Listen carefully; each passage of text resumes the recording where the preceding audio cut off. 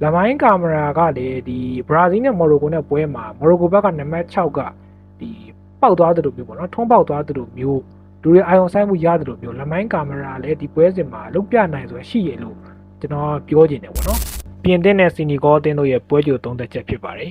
ဗိုလ်တော်နေ့မနက်တနိုင်ခွဲမှာရှင်ပြိုင်ကစားသွားမှာပါပြင်သစ်ကလက်ရှိအချိန်မှာဒီချန်ပီယံမှန်းလို့ရတဲ့တနည်းတည်းမှာပါတယ်ပြည့်စုံလို့နီးပါးဖြစ်နေတဲ့အသင်းလို့လည်းကျွန်တော်တော့ခံစားရတယ်ဒါပေမဲ့လည်းဒီလိုမျိုးအရန်ကောင်းတဲ့ကစားသမားတွေကိုဒီနေရာချရတာဘဲလန်းဖြစ်အောင်ဝင်ကစားခိုင်းရတာတိတ်ပြီးတော့လွယ်တဲ့ကိစ္စတော့မဟုတ်ဘူးပေါ့နော်ပြင်သစ်အသင်းရဲ့ကွန်းလေအထိုင်ကခါစစ်တန်းရဲ့ရှိကကွန်းလေအထိုင်ကဒီပွဲတစ်ပွဲရဲ့တန်ဖိုးကိုထိန်းတာဘောလုံးကင်တဲ့အပိုင်းတွေမှာကျွန်တော်တိတ်တော့အားမရဘူးဒီလိုပြောလို့ဒီချွာမန်နီတို့ရာဗင်ယောတို့မကောင်းဘူးလို့ကျွန်တော်ဆိုလိုချင်တာမဟုတ်ဘူးတိတ်ပြီးတော့အားမရတာပေါ့နော်ကွင်းလယ်မှာလည်းကျွန်တော်ကဒီဇိုင်းအမရီကိုဝင်ပြီးတော့ကစားစီခြင်းတယ်အကြောင်းမဲ့တက်တော့ဒီလူဝစ်အန်ရီကေရဲ့အသင်းမှာဒီဇိုင်းအမရီကနေရာရလာတာမျိုးတော့မဟုတ်ဘူးသူကမာတင်တဲ့အချိန်မှာတော့သူကမာကျော်နိုင်တယ်ဘောလုံးတဲတာဒီအသင်းပေါ်တွေအဆင်ပြေအောင်လိုက်ပြီးရွေပေးတာဒီဗီဒီယိုကိုနားလည်နိုင်စွမ်းဒီပါတော်တော်လေးကိုမှကောင်းတယ်လို့ဤကစားသမားကိုကျွန်တော်ခံစားရတယ်တစ်ဖက်စီနီဂေါအသင်းရဲ့ဒီကွင်းလယ်ကလည်းရှယ်ကိုမာကျော်တဲ့တဲမှာပါတယ်မော်ရိုကိုနဲ့ဒီအာဖရိကဗလာဘိုလူပွဲမှာဒီမော်ရိုကိုကိုခံပြီးတော့သူတင်ကိုဒီခံစားနိုင်တာသူတို့ရဲ့အိတ်ကွန်းလေကတော်တော်လေးကိုမှအဓိကကြတယ်ဒီလမိုင်းကာမရာရှိတယ်ပြီးတော့စားရှိတယ်ပြီးတော့ဂူရီရှိရပေါ့နော်အိတ်ကွန်းလေအတွဲကဘယ်အသင်းကိုမဆိုခံစားလို့ရတယ်လမိုင်းကာမရာကလည်းဒီဘရာဇီးနဲ့မော်ရိုကိုနဲ့ပွဲမှာမော်ရိုကိုဘက်ကနံပါတ်6ကဒ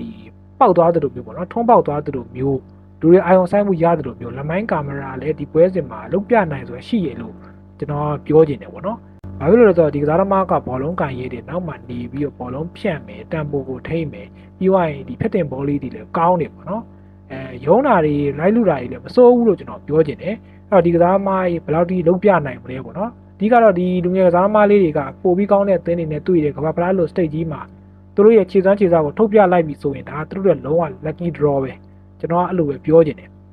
ပြင်သစ်ဘက်ကိုပြန်သွားရမယ်ဆိုရင်ပြင်သစ်ရဲ့နံပါတ်30နေရာကိုကျွန်တော်ချာကီကိုပဲသဘောကျတယ်သူ့ကိုပဲကစားစီခြင်းတယ်ချာကီရဲ့ဒီဘောလုံး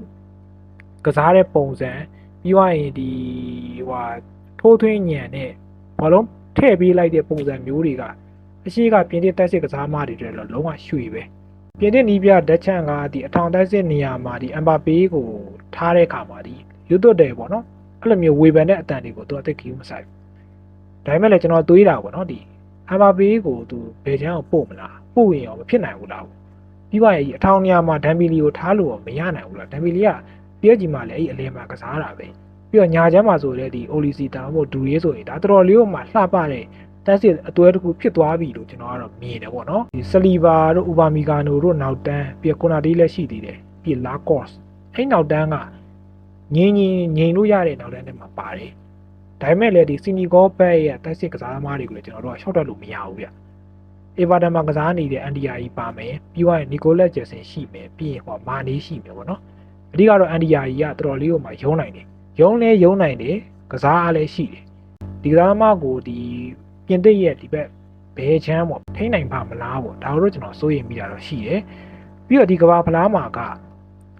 အသင်းတွေကတိတ်ပြီးတော့မာတဲ့အသင်းတွေကဘလုံးကစားတတ်တဲ့အသင်းတွေကအသင်းကြီးတွေကိုကောင်းကောင်းဒုက္ခပေးလို့ရတယ်သူတို့ဒုက္ခပေးဖို့စူးစမ်းလာမှာပဲသူတို့တော့ကတမက်ဆိုတာလေအမြတ်ပဲအသင်းကြီးတွေတော့ကြတော့နည်းတော့ခတ်သွားတာပေါ့နော်ဒီပွဲစဉ်မှာစီနီဂေါရဲ့မာကျောမှုတစ်ခုကိုကျွန်တော်မြင်ရမယ်လို့တော့ကျွန်တော်တို့ယုံတယ်ပြင်သစ်ကလည်းသူ့ရဲ့ဒီ hype ထားတဲ့အရှိန်နဲ့ aura နဲ့ဆိုရင်တော့ကောင်းမွန်တဲ့ရတဲ့တစ်ခုတော့ရအောင်ကစားနိုင်ဆိုရင်ရှိတယ်လို့လည်းကျွန်တော်ကတော့ခံစားရတယ်ပေါ့နော်ကျွန်တော်ဒီပွဲမှာပြင်သစ်ကိုပို့ပြီးတော့သဘောကျတယ်ပြင်သစ်ကစီနီဂေါကိုဒီ2ဂိုးပေါ့အဲ့လောက်ရောက်လက်လောက်နဲ့နိုင်ရရှိသွားမယ်လို့လည်းကျွန်တော်ကတော့ခန့်မှန်းမိပါတယ်ညီကိုတို့လည်းဒီပွဲနဲ့ပတ်သက်ပြီးတော့ညီကိုတို့ရဲ့အမြင်ခန့်မှန်းချက်တွေကိုလည်းဝေမျှသွားလို့ရပါတယ်မြန်မာလိုကြီးဘောလုံးပွဲတွေကစားခြင်းနဲ့ဆိုရင် Sport Ace ဆောင် application ရှိပါတယ်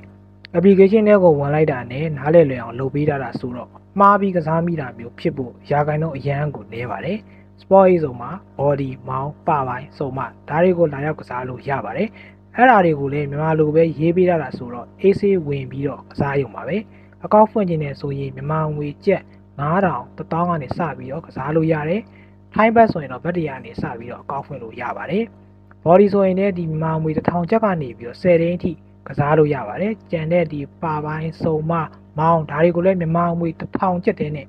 စပြီးတော့ကစားလို့ရပါတယ်ဗျာဒါရင်းထဲမှာအားမရသေးဘူးဆက်ပြီးတော့ကစားကျင်သေးတယ်ဆိုရင်တော့ iBet ကိုလည်းကျွန်တော်စီမှာလာပြီးတော့ကစားလို့ဖြစ်ပါတယ် Viber နဲ့ Telegram ဖုန်းနံပါတ်0011112481 Viber နဲ့ Telegram ဖုန်းနံပါတ်0011112481လာရောက်မေးမြန်းနိုင်ပါတယ်ကျွန်တော်ရဲ့ TikTok Messenger မှာလည်းဒီ Viber Telegram ဖုန်းနံပါတ်ကိုလာရောက်တောင်းယူလို့ဖြစ်ပါတယ်